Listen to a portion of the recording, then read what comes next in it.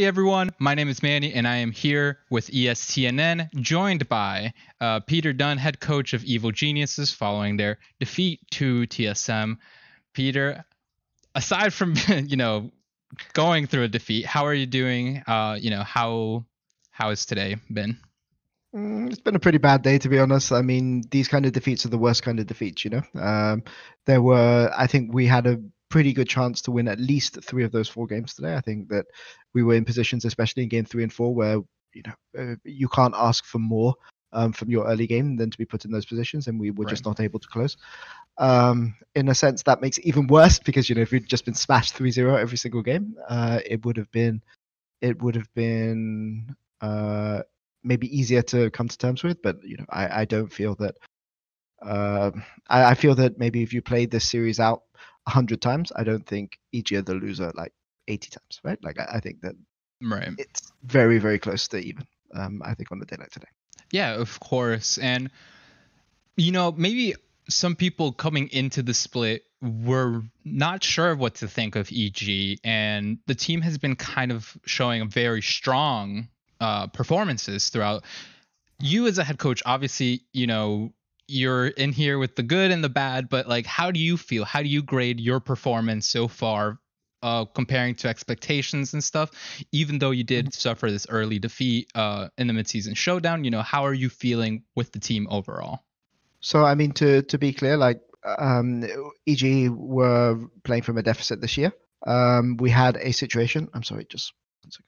We had a situation where I had visa issues, which meant that I was late into the I was late into the US, and that kind of excuses our regular season. But to be honest, we've had 2 weeks to prepare for the series.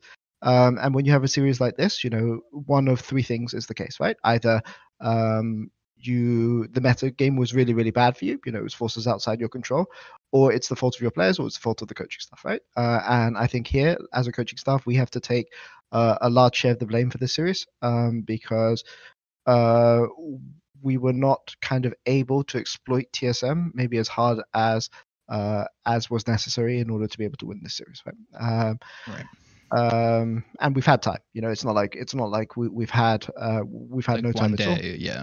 Yeah, exactly. So it's obviously extremely disappointing. Like I said, I felt that on another day maybe we'd have been able to close this. But obviously it's very disappointing, and we'll review our processes and come back stronger in Summer Split. Of course, and that sentiment is understandable. It was feeling weird in terms of the series, right? EG was the number 6 seed going into against the number 2 seed, but a lot of analysts, even before the series started, were kind of talking that EG had a strong chance. And like you said, it is tough because you kind of showed that, yeah, you stepped up to TSM. It wasn't like you rolled over and such. How has this been? Were you guys always very confident matching into TSM, considering also you had a 1-1 record in the regular season? Yeah, I mean, we have a 1-1 record against everybody except Dignitas that was in playoffs. Obviously, there's the famous replays against Dignitas, which I won't go into, but I will acknowledge they exist. But what I would say is, we don't feel like one of the reasons. So I think one thing to be grateful for is that there are no championship points this season, right? So the kind of range for coming 2nd to 6th is actually pretty low. And if I'm going to be 100% honest, I didn't think we would come into this tournament and win this tournament. But I felt that we were maybe just looking at scrims and looking at stage performance, I would say we're a top 3 team in the league. And we played 80% of today like we were a top 3 team. Unfortunately, that 20% led to us throwing 3 games. But maybe that's what determines the best seeding, from the teams that they're trying to catch up, right? So we weren't worried coming today. We actually thought that we had a pretty good plan, and we thought that we were pretty favorites. Bit sad. I didn't ask Impact to pull out his Wukong in Game 4. Maybe with a Wukong in Game 4, we would have been okay. It would have been a little different. Yeah, it would have been a bit different. But yeah, the split feels odd because I don't feel that EG are a sixth place team, right? Like I don't feel we're playing like a sixth place team. I don't think our fundamentals are the fundamentals of a sixth place team. But here we are. You know, we played in a way that got us into lower bracket, and now we've lost to a team that was seeded higher than us. So maybe we are where we deserve. And we have to fix that for summer, obviously, with Worlds as the goal.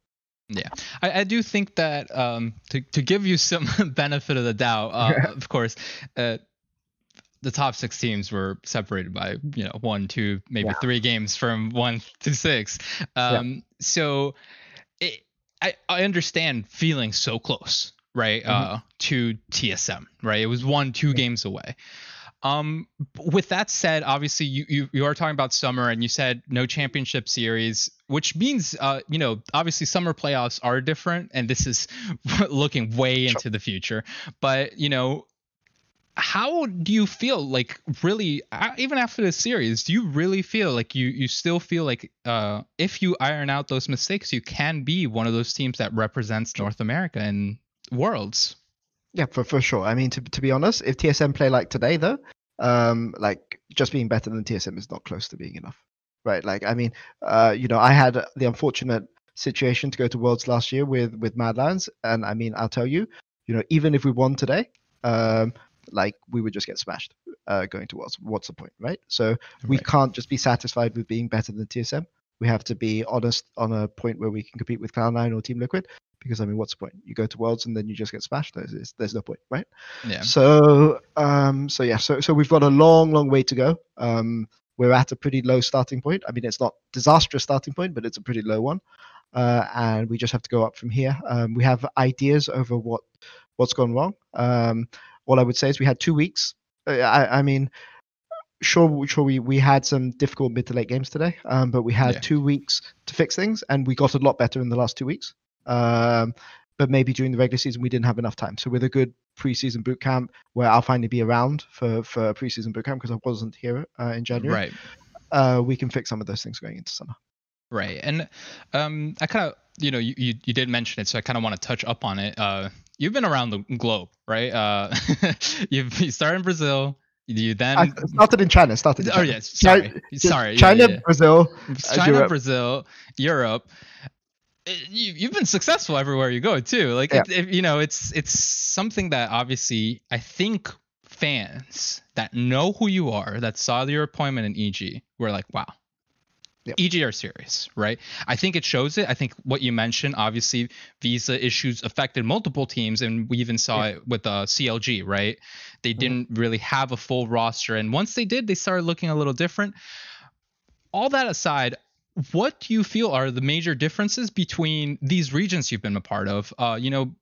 Especially most recently EU. Last year you were with Splice and Mad Lions, notably. So I know you've tweeted out kind of some things like scrim culture and even the preseason, right? There was things that even happened with TSM that, I don't know if you necessarily want to get into now, but how are these differences? How do you feel coming into NA? Is it kind of like as crazy as everyone expects? I make a habit not to comment on specific rumors, but I would just say that sometimes certain rumors that are out there do tend to have nuggets of truth. Let's leave it at that. But if you ask me what the difference in culture is, the big difference in culture that I've noticed between, maybe let's compare NA and EU, is the attitude that people in North America have towards taking risk. And I think in EU, you have maybe players like Caps, Perks, Upset, Humanoid. These are players who play the game really, really on the edge, and sometimes they go over the edge, right? But this is something which is, in a sense, celebrated. When Caps is the best player in your region, and he's coin flipping like a large amount of his games. God, yeah. You either go, wow, Caps is a genius. I can't believe he did it. He'd be the only one crazy enough to do it. Exactly. Then you maybe learn to appreciate that kind of style a bit more. Whereas I found that in North America, people tend to value stability, and they tend to value consistency a little bit more, right? And this is, in terms of a lot of the other things around culture, I think that maybe those things are not as dissimilar as people would like to think, but definitely the fundamentals of how people enjoy and appreciate the game really show through in North America, right? This is a region which values stability. It's a region that values consistency, but that sure might help you win domestically, but good luck trying to do that against IG or EDG or something at an international tournament. The real big coin flippers you're mentioning here. Exactly. Yeah, of course. Sorry, you could go ahead. No, exactly. So I just that's kind of the biggest difference. I mean, I think that, for instance, a player like Shizuke has been heavily underrated in North America for the past year and a half as a result of that, because that's the nature of him as a player. He learned to play in Europe. I think he was on second team behind Caps when he was at his peak in Europe, and he's a player that in North America people just don't seem to understand. And I think that's a big difference. And I would say this is kind of the biggest fun for me as a coach, especially joining the split late. This is something that I didn't really fully appreciate until I arrived here and I was here in person. There's some kinds of players that people will just go for in Europe that they don't go for in North America. For me as a coach, obviously I've been to all of these regions. I've done well in these other regions, but therefore I have to hold myself accountable when we have a season like this. And frankly, I just didn't adapt fast enough. And coming into summer, I will learn and adapt properly for our approach. Of course. And I mean, I think Jisuke is a great example. I think CSM did learn from your last time. They made sure Echo Echo has been RNG before, and we're not dealing with this one today. So I do think teams at least respect you guys, right? It's not like a complete disrespect. At least if from the outside, that's what it feels like. But another player I really want to touch up on, because he was heavily underrated coming into the split, was Deftly, right? Mm-hmm. A lot of people didn't really see him as a top 80 carry. And I think even throughout the regular season, he really pushed himself. He really showed moments of brilliance. And even throughout the series, right? This series itself, he kind of really tried to put his stamp on the game. It does help. Obviously, you have Ignar, great international success, kind of like has those really strong plays that sometimes might feel like a coin flip play and stuff, kind of like what you were mentioning. But what would you like to say about Deftly and his development so far? So I think Deftly's biggest development has kind of been in his shot calling. So in a sense, Deftly's in a good position to be in and as an AD carry, because he has a lot of players creating room for him. Like Impact is really good at creating space in team fights. Svenskeren has, I thought Svenskeren was pretty good today, but during the season he's had a couple of rough games, but he's also very good at creating zone control in team fights. Ignar's obviously somebody who can also very, very good at creating space. And as an AD carry, that gives you a lot of flexibility to make plays and to carry. But I think the big thing that, if you ask me what's Deftly's development been, it's been in his shot calling behind the scenes. I think we have kind of a very aggressive team, even Impact, surprisingly. I mean, for somebody with a reputation that Impact has to be as, I think he's even more psychopathic in comms than UK. I think he's even more aggressive. That's bold. That was a bit of a shock coming in. Definitely his reputation Impact's reputation doesn't match what he's like as a person. But definitely sometimes has to be there to calm people down a little bit. And I think that's been his main role in comms this year. And he's developed from somebody who was basically kind of afraid to say anything at the start of the split to somebody who has a larger say. He still has a lot of things he needs to work on in his game. I don't think he's close to the finished product yet. But to be honest, definitely thought that maybe he would be playing Academy this year, and he's had to make the step up and adjust. And not everyone successfully makes that step up. All I would say with Deftly is that he has to continue to work hard in the off season, because he needs to continue to work hard, because I saw him at the end of the game today and he wasn't happy with his performance at all. And he knows what he needs to work on, and hopefully he can continue to improve going into next season. And I have full faith in him to work as hard as is necessary to make the league. Of course, and I think he's kind of been showing those glimpses of slowly taking away the LY in his name. Really becoming deft. So as a finalizing touch to the interview, what are the next steps? You kind of mentioned a boot camp, obviously with COVID being crazy situation. It's not like you can freely travel anywhere. But what are kind of like the steps? Obviously, giving the guys some time off, scouting, understanding the meta. But what else might you have planned, or what are your things that you are considering, if you don't mind sharing? Sure, no problem. We have 9 weeks until the start of the next split. I would say that I don't know if it's exactly 9 or 10, but 9 or 10 weeks. I'd say our players will mainly go home now. For me, the split isn't over. Academy Proving Ground starts tomorrow. Day after tomorrow, Monday. So we have an academy team. Each have an academy team and an amateur team in that. So I'll be working with that for the next 5 weeks. Then there'll be a week off, and then we'll have 3 weeks in a row, probably in US because of the COVID situation. But the main point is not about the quality of the practice. The main point is that we have practice for many days in a row so that we can build things long term. Because a lot of the scrims in the season are about fixing holes, but we never.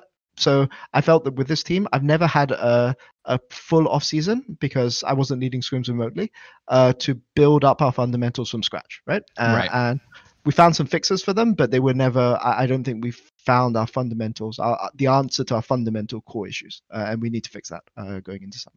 Right, of course. Is there any last words you want to say to fans out there following Evil Geniuses? Just want to say thank you to our fans for following us through what's actually been quite a rough split. We do understand your concerns. We know what our issues are. We're taking steps to address them and to fix them. And all I would say is thank you for your support, and hopefully we can have a stronger showing in summer to put on a performance that an org like this deserves. Because frankly, 6th place is not acceptable, and we will fix it going forwards. Well, thank you so much, Peter. Best of luck throughout this kind of off-season period, and very excited to see what Evil Geniuses can bring us during the summer split. For everything else, make sure to stay tuned to ESTNN for the rest of LCS playoffs.